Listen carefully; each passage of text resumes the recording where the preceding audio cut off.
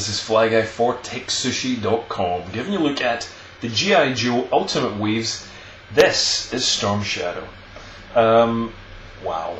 Oh my goodness God. If you've watched any of our other videos on this wave, we've looked at Snake Eyes and Firefly. This figure is just jammy-packed with accessories and goodies. When Hasbro said the Ultimates, they really went to town on this thing. I count 21 accessories on this figure. Just unbelievable amounts of stuff.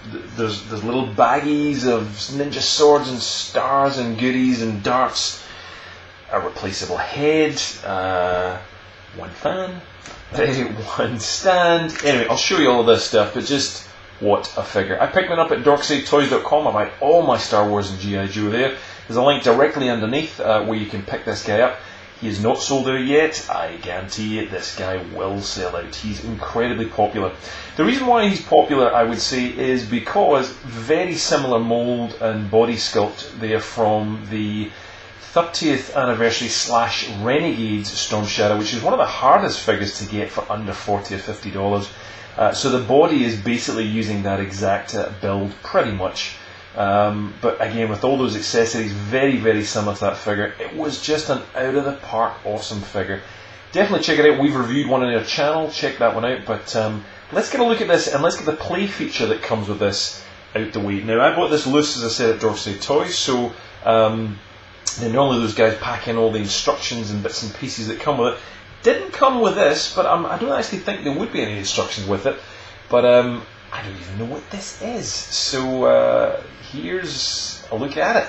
There's some beautiful transfers and designs on it. You can see there's some hazard and caution kind of signs.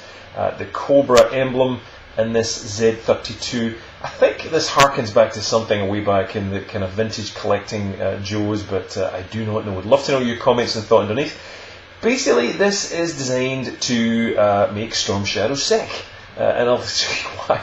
These wings that move out, there is no spring feature on them, and you take Storm Shadow, because he's got a peg on his back, as most Joes do, plug him in there, and he sits in this chair. Then you kind of pump this button underneath. Oops, you got to put this. You got to put him that way, so it's almost as if he's flying that way. But as you'll see, that harness rotates.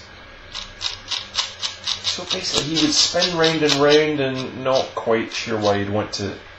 It's kind of like a helicopter, but not. I don't understand. Huge ass amount of plastic, absolutely massive. This really does nothing here at the moment. It really kind of sits Storm Shadow when he's in his chair there, that goes between his legs, but yeah, I don't know. I'd love to know what anyone thinks about this thing. It's very bizarre. It's cool looking, but very, very bizarre. So again, as we mentioned, one stand, plain, nothing else comes with it. Let's get the small stuff out of the way. One fan. I never find much use of these for G.I. Joes. It's very ladylike to be wafting a little fan while you're about to put a ninja sword through somebody. Not my cup of tea, but there you go.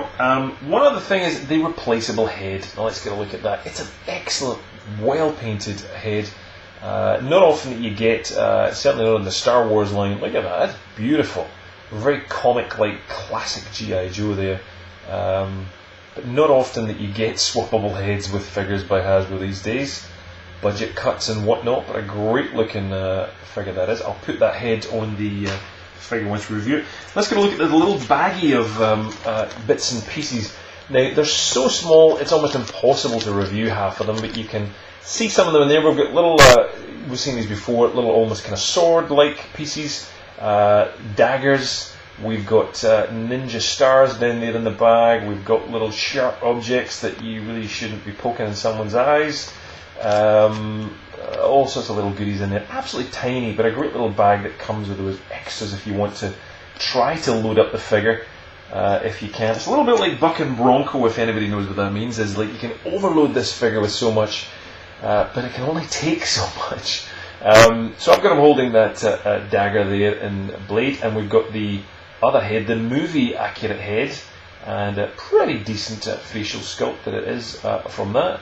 Great looking body, veins on the biceps there, veins on the wrists and on the hands. They look great. They've obviously got that extra grip in between the fingers to allow the swords and whatnot, as you'll see there from that example. So that removable belt basically can be removed and other things pegged onto it.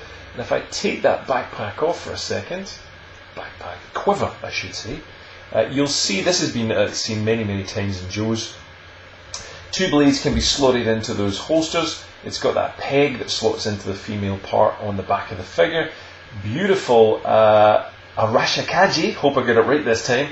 Arashikaji logo, just look at that paintwork, that's fantastic. The arrows are in there, and it also comes with a removable arrow and quiver, or bow I should say. Quiver, bow, arrows, you know what I mean. So there we go, one arrow and one bow. So pose it as you want, and again with those fingers like such you can get the bow in between that, which is fantastic. And the belt on the back of the figure just covers that peg if you want to. But again, you could load the figure up and add in all sorts of accessories if you want to. That is a ton of stuff if you want to. Let me swap out that head and we'll just show you the different head style. There we go. I kind of prefer this one a little bit. There you go. Just awesome. So definitely one I think you need to get onto Darkside Toys quickly before they sell this thing out, and they will. Because, well, again, look, just look at the articulation. We've got the vonkles, the rocking ankles. We've got the double joints in the knees. You've got those metallic pins you can see, as usual, that we get on all Joes pretty much. We've got swivel waist. We've got ball joint with a hinge on the shoulders, ball joint with a hinge at the elbows, and we've got those. You can just see the join there, the swiveling wrists on the figure, which is just insane amounts of articulation. It's a little bit different on that side on there. And of course, a ball jointed and removable head. What's not to like about this figure?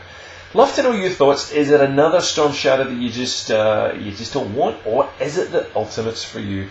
Love this wave. Really, Hasbro, what a job you're doing. Kudos to you guys. Fantastic. Loving it, loving it, loving it.